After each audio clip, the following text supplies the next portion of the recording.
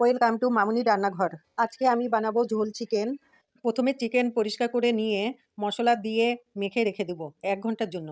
স্বাদ অনুযায়ী লবণ, রসুন, আদা বাটা, আধা টুকরা পাতিলেবুর রস,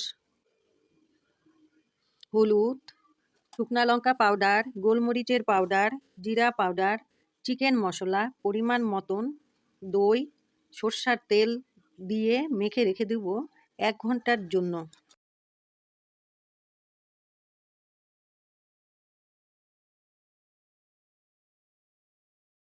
ভিডিওটি দেখার জন্য অনেক অনেক ধন্যবাদ।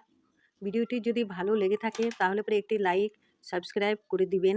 এরকমভাবে করে একবার রান্না করে খেয়ে দেখবেন, অসাধারণ লাগে।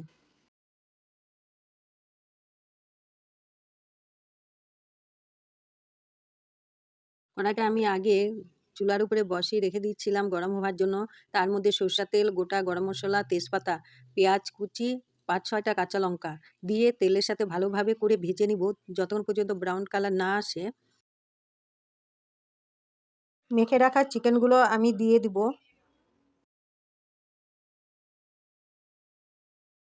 কিছুক্ষণের জন্য আমি ঢেকে রেখে দিব।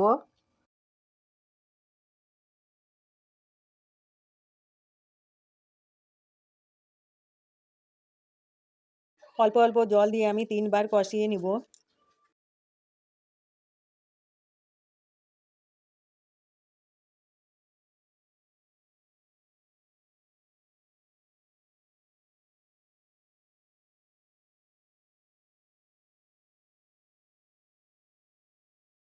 পরিমাণ মতন জল দিয়ে দিব।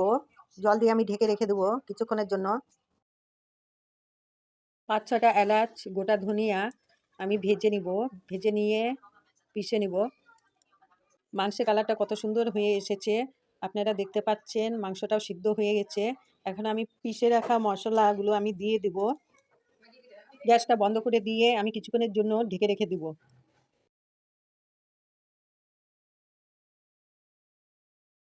গরম ভাতের সাথে গরম গরম চিকেন পরিবেশন করে নিলাম।